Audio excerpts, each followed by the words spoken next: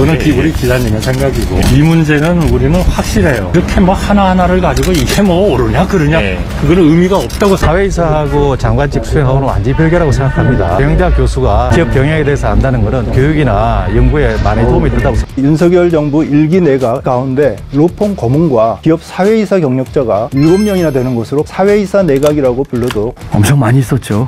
엄청 많이 받았고 장관 연봉의 10배, 20배 제의도 받아왔고요. 그런 인적 네트워크를 활용 또 직간접적인 어떤 로비 문제라든지. 사실 국회의원 떨어지고 지금 2년째 이런 한 푼 못 받는 실업자로 있지만 또 곳곳에서 사회이사로 와라 뭐 뭘 해라 그렇죠. 이렇게 제안들이 있지만 네. 공직자로 살아갈 생각을 하는 상황에서는 그건 안 된다. 윤석열 당선자는 공정과 상식을 구호로 내걸었는데 이번 인선을 보면서 저는 오히려 불공정과 비상식이 판을 칠 개연성이 너무하다. 아무리 뛰어난 사람도 부와 명예 그리고 권력을 모두 갖기는 어렵습니다. 세 가지를 모두 가지려다가는 무리수가 따르고 결국 탈이 나게 되어 있습니다. 부와 명예, 권력에도 삼권 분립이 필요합니다.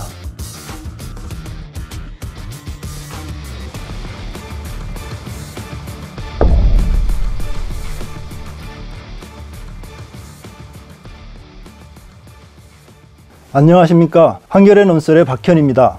윤석열 정부 1기 내각 발표가 거의 마무리됐습니다. 서육남, 남영동 다양한 조어들이 쏟아지고 있습니다. 지역, 성, 세대 안배보다는 지인 안배, 측근 할당에 치우쳤다는 지적도 나옵니다. 특히 1기 내각 국무위원 중 로펌 고문과 대기업 사회이사 경력을 가진 이들이 많은 것으로 드러났습니다. 새 정부가 대기업과 대형 금융회사 등 기득권층의 편향적인 정책을 양산하지 않을까 우려됩니다. 지금까지 윤석열 정부 1기 내각 19명의 국무위원 후보자 명단이 발표됐습니다. 이 가운데 로펌 고문과 기업 사회이사 경력자가 7명이나 되는 것으로 파악됩니다. 국무위원의 37%에 해당합니다. 역대 어느 정부에서도 찾아볼 수 없는 현상입니다. 과거 정부에서도 국무위원들의 재산이 많아 부자 내각이라는 비판이 있었습니다만 이렇게 대기업 등과의 연계가 두드러지지는 않았습니다. 먼저 한덕수 국무총리 후보자의 공직 퇴임 이후 활동이 눈에 띕니다. 한 후보자는 2017년 12월부터 최근까지 김현장 법률사무소 고문으로 활동했습니다.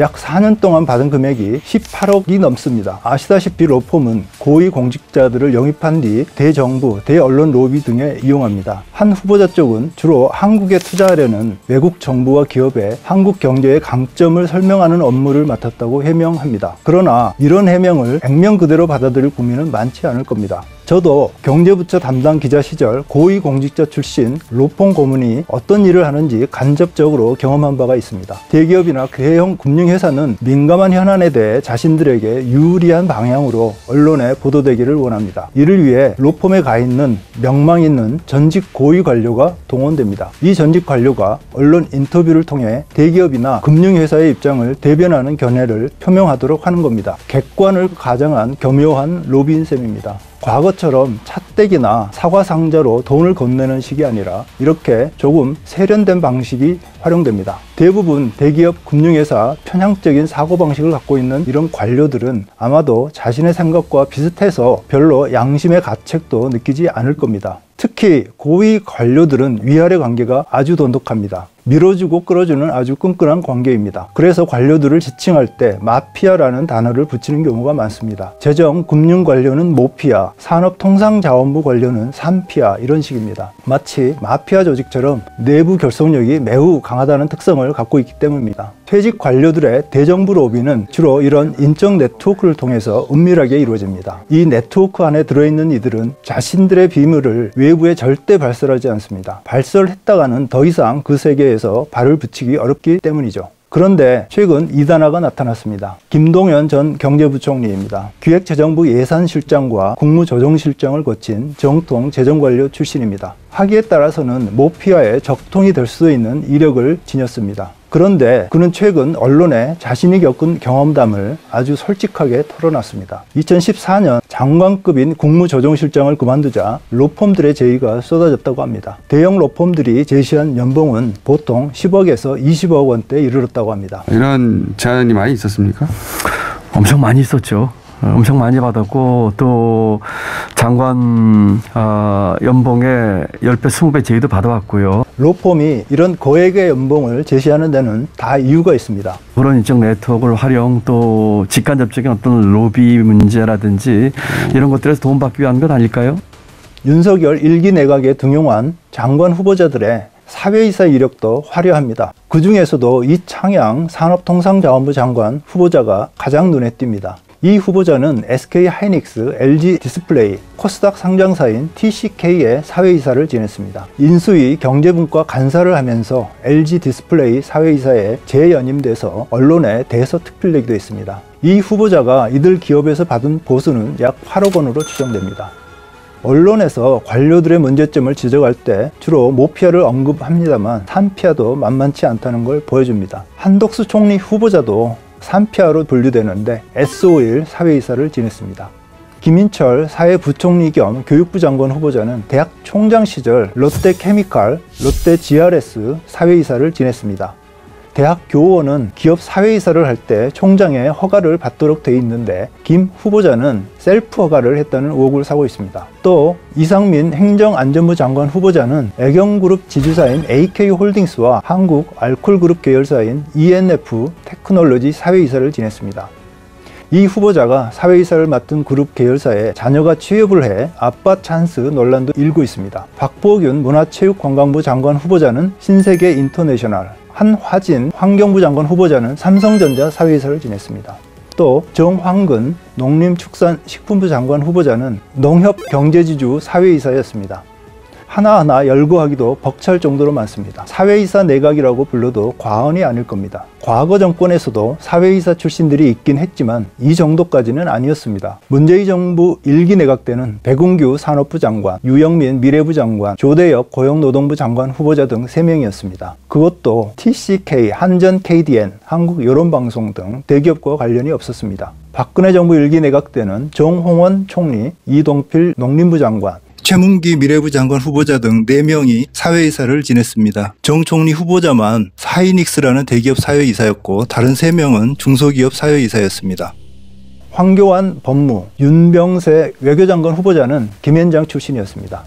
비즈니스 프렌들리를 표방했던 이명박 정부 1기 내각 때도 한승수 총리, 김경한 법무장관, 이만희 환경부 장관 후보자 3명이 사회이사를 지냈습니다. 김경한 법무장관 후보자가 두산과 하이닉스 사회이사였고 다른 2분은 중소기업 사회이사였습니다. 반면에 이번 내각에서는 대기업 사회이사만 6명에 달합니다. 저는 우리 사회의 관료, 법조계, 교수와 대기업, 대형 금융회사 간의 유착관계가 점점 심해지고 있는 현상에 주목합니다. 그 핵심 고리가 로펌 고문과 사회이사 자리입니다. 사회이사도 로펌 고문만큼은 아니지만 1년에 약 1억 원의 연봉을 받습니다. 상장사의 경우 한 회사당 최장 6년까지 할 수 있습니다. 여기에다 대기업 금융기관의 각종 복지 혜택까지 누립니다. 사회이사 제도는 IMF 외환위기 직후인 1998년 경영진을 감시해 투명한 경영이 이루어지게 하자는 취지에서 도입했습니다. 그러나 실제로는 대주주나 최고 경영자가 자신들과 가까운 관계에 있는 이들을 임명하면서 견제 역할을 제대로 하지 못하고 있습니다. 사회이사 자체를 대주주가 거의 다 뽑습니다. 우리는 주총에서. 아, 대주주가 뽑습니까? 대주주가 실제로 뽑는데 대주주한테 눈에 나가면은 연임할 수가 없죠. 그래서 교수, 전직 관료, 법조인들의 꿀알바 자리로 전락했다는 비판이 제기되어 왔습니다. 물론 일부 사회이사는 전문성을 가지고 기업 경영에 도움을 주는 역할을 하기도 합니다. 그러나 대부분은 민감한 현안에 대해 제 목소리를 내지 못하는 경우가 많다고 합니다. 저는 일부 대형 금융회사에서 사회이사들이 그룹 회장의 연임을 적극적으로 돕는 역할을 하는 경우도 봤습니다. 사회이사들이 이사회를 통해 최고 경영진을 견제, 감시해야 하는 역할을 망각하고 오히려 이들의 방패막이 구실을 하는 겁니다. 대규모 손실을 초래했던 DLF와 사모펀드 사태에서 봤듯이 부실 경영의 피해는 소비자들에게 돌아갑니다. 국무위원은 아니지만 권부 핵심인 대통령 비서실장을 맡은 김대기 전 청와대 정책실장도 빠뜨릴 수가 없습니다. 김 비서실장은 기획예산처 재정운용실장을 거친 정통 예산관료 출신입니다. 김 실장의 사회이사 경력도 정말 다채롭습니다. 그는 SK이노베이션, 두산인프라코어, 두산중공업 등의 사회이사를 거쳤습니다. 한화생명에서는 고문을 지냈습니다. 또한 호주계 인프라 투자 회사인 맥쿼리 한국인프라투융자회사의 감독이사를 지냈습니다. 감독이사는 사회이사와 비슷한 역할을 합니다. 맥쿼리 인프라는 도로, 도시가스, 철도 등 공공이 발주하는 인프라 사업에 투자해 이익을 챙겨가는 상장 펀드입니다. 맥쿼리는 그동안 우리나라 정부, 지방자치단체와 소송이 잦았습니다. 그래서 퇴직 관료들을 방패 말기로 영입했다는 지적을 받아온 것입니다. 공직 퇴직 이후에 이 정도로 대기업과 금융회사 그리고 외국계 회사에 몸을 담았으면 다시 공직에 들어오는 건 스스로 자제해야 하지 않을까요? 그런데 이분들은 생각이 좀 다른 것 같습니다. 이창양 후보자는 자신있게 이렇게 말합니다. 이 후보자는 지난 10일 산업부를 통해 이런 내용의 보도자료를 배포했습니다. 사회이사와 장관의 역할은 다른 영역으로 엄연히 구별되며 그런 이해충돌 우려는 기우에 불과하다. 글쎄요. 여러분들은 어떻게 생각하십니까? 대기업에 신세를 진 이들이 과연 해당 기업에 이해가 걸린 업무를 공정하게 처리할 수 있을까요? 저는 그렇지 않다고 봅니다. 윤석열 당선자는 공정과 상식을 구호로 내걸었는데 이번 인선을 보면서 저는 오히려 불공정과 비상식의 판을 칠 개연성이 농후하다고 봅니다. 그리고 그것이 기득권층의 인맥을 통해 은밀하게 이루어지기 때문에 적발해내기도 쉽지 않을 걸로 우려합니다. 관료와 민간을 오가는 회전문 인사의 원조는 아마 미국일 겁니다. 미국 월가의 대표적인 은행인 골드만삭스와 시티은행 최고 경영진 중에는 미국 재무장관이 되는 경우가 많습니다. 그리고 재무장관을 마치고 나서 다시 월가로 복귀하는 식입니다. 클린턴 행정부 재무장관 로버트 루빈, 조지 부시 행정부 때 헨리 폴슨, 트럼프 행정부 때 스티븐 무누친 재무장관이 모두 골드만삭스 최고 경영자 출신입니다. 이들은 행정부에서 대대적인 금융규제 완화를 주도했습니다. 2008년 글로벌 금융위기도 이런 규제 완화의 결과였습니다. 폴슨 장관은 금융위기 당시 막대한 금액의 구제금융으로 대형 금융기관들을 살려냈고 이 금융기관들은 납세자의 돈으로 성과급 파티를 열기도 했습니다. 이에 분노한 시민들이 월가에 개혁을 요구하는 오큐파이 월스트리트 운동을 벌였지만 성과는 없었습니다. 미국의 이런 회전문 인사는 파워 엘리트들에 대한 미국 시민들의 불신이 누적되는데도 큰 배경으로 작용했다고 봅니다. 2016년 미국 대선에서 도널드 트럼프는 이런 사회적 분위기를 잘 이용했습니다. 정작 자신도 부패한 기득권층의 일원이었으면서도 선거운동에서는 기득권층의 부패를 일소하겠다고 목소리를 높였습니다. 저는 윤석열 정부 1기 내각이 기득권층을 대변하는 내각이 되지 않기를 바랍니다. 이것은 윤석열 정부의 성공뿐만 아니라 우리나라 미래에도 매우 좋지 않은 영향을 미칠 것이기 때문입니다. 그러기 위해서는 김현장과 대기업에 몸담았던 국무위원들의 이해 충돌을 막을 수 있는 제동장치를 마련할 필요가 있습니다. 오는 5월 19일 이해충돌 방지법이 시행됩니다만 이런 부분에 대한 세세한 조항은 미흡한 것 같습니다. 법 제8조에서 고위공직자가 3년 이내에 민간 부문에서 활동한 경우 그 내역을 소속 기관장에게 제출하도록 의무화하고 있습니다. 그리고 시행령에선 고문, 자문 등을 한 경우 기관명, 소재지, 활동 기간, 담당 업무를 적어내도록 규정하고 있습니다. 아마도 대부분 형식적으로 적어낼 것 같습니다. 해당 근무 기간에 구체적으로 누구를 어떤 이유로 만났는지 기록하고 이를 공개해야 한다고 봅니다. 결국 투명성을 강화해야 역사는 조금씩 앞으로 나아갈 수 있습니다.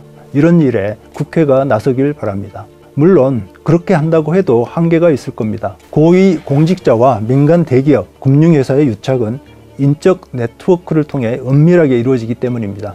공직자들이 스스로 강한 윤리의식을 가져야 합니다.